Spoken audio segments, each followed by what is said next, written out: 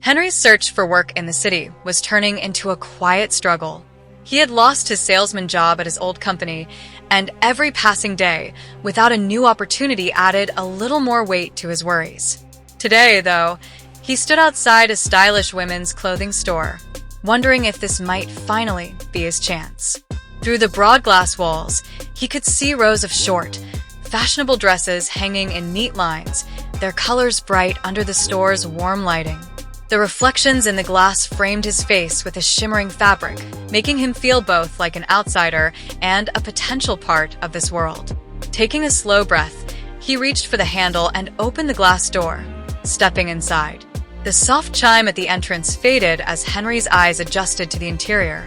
Again, his gaze wandered over the short dresses displayed along the walls, each one carefully arranged to catch attention. As he looked deeper into the store, he noticed a beautiful, striking woman moving gracefully between the racks. Air sits in a luxurious chair, her golden eyes focused gently on the book resting in her hands. Her features are soft yet striking, with a well-shaped nose and full, expressive lips that give her face a naturally warm charm. Henry calls out, "Excuse me, madam," to the beautiful woman sitting in a luxurious chair. She puts down her book, looks toward him, and then says, "Yes, tell me what you want." Henry I was actually looking for a job, and I'm good at sales, so that's why I came here. I came hoping that you might need a salesperson.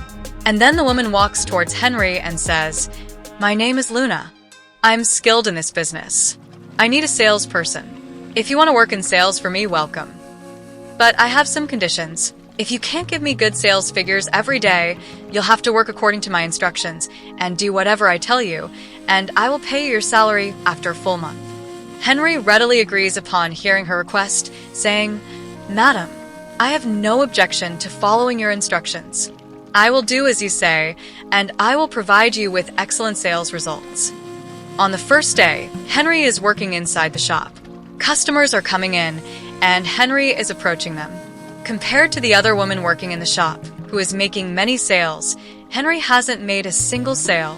At the end of the day, Henry walks home feeling sad and tired and falls asleep without even eating dinner. And then, on the second and third day too, he couldn't make any sales, so his Madam Luna called him in. And then Luna says to Henry, "You haven't generated any sales in 3 days, so now you'll have to do everything I tell you. You promised me before joining the job that you would obey my every command and do exactly as I say." And then he replies in sad tone, saying, "Yes, madam, I had promised you that I would do everything. Look, the other girl in my shop makes sales every day, but you seem hesitant when it comes to selling. My shop has a lot of female items, and to sell these items, you need to have feminine feelings, which you'll find in these feminine outfits." Madam applied bridal makeup to Henry, put on eyeliner and false eyelashes, and then gave Henry a lipstick, telling Henry to apply her lips. After applying the red lipstick and looking at herself in the mirror, Henry saw a new face. A beautiful woman had emerged on his own face. Henry looked exactly like a beautiful woman at that moment, and then Henry, "Start your work." Following the madam's instructions, Henry returns to the store and starts showing dresses to the customers. He was experiencing a strange feeling. He was understanding the importance of women's clothing and feeling a connection with the women he was serving, as if he himself were a woman. That day, he made good sales. That night, when it was time to go home, the madam called him over and said, "Henry, from today onwards, you will come to my house with me, and you will not take off this outfit. You will remain in these women's clothes." It also looks like a woman's face, with beautiful eyes and red lips. He goes to the madam and says, "Madam, the makeup on my face and this skin on me have become real." "Madam, what happened?" The madam says, "This is the manifestation of your feminine feelings and desires. Let's go back to work." And then he starts working again the next day. And even in the guise of a woman, he is able to work well and make good sales. Every day, the madam takes him with her, talks to him,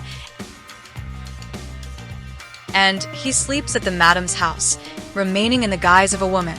After a few days, Henry felt a warm, shimmering pull from somewhere deep inside, a certainty he could no longer ignore. "Madam," he said softly to Madame Luna, eyes shining with a new resolve. I want to spend my entire life in this state. Why don't I become a complete woman, and you help me? Why not, she replied. If this is truly what your heart wants, I will help you become a complete woman. Soon after, she took him to a renowned clinic, guiding him through each step with patient care.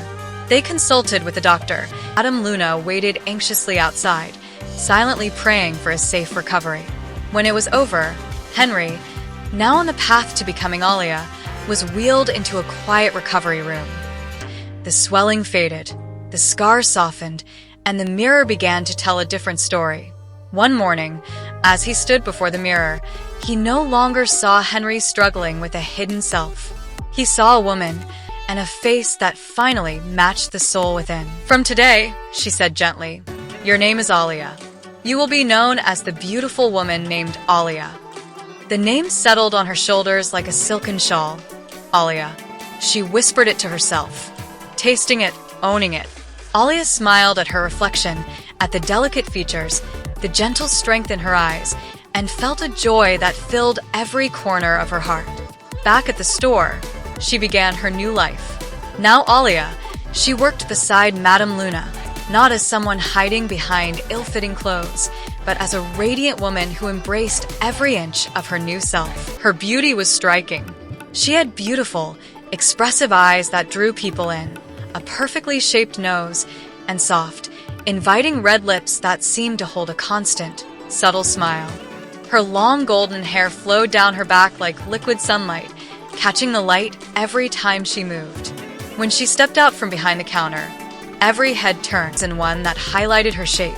She became the living embodiment of the clothes the store sold. Customers couldn't take their eyes off her. Women admired how confidently she carried herself, how the dresses seemed to come alive on her body, and they wanted to feel that same confidence. Men noticed the graceful sway of her walk, the warmth in her smile, the quiet elegance she radiated. Almost everyone who saw her in a dress wanted to buy it, because on Alia, every outfit looked like a promise of a more beautiful, more confident self. Day by day, she trades that softened her features, bold colors that made her golden hair glow even brighter. With each outfit, she didn't just display clothes. She told a story of transformation, of courage, of someone who chose happiness over fear.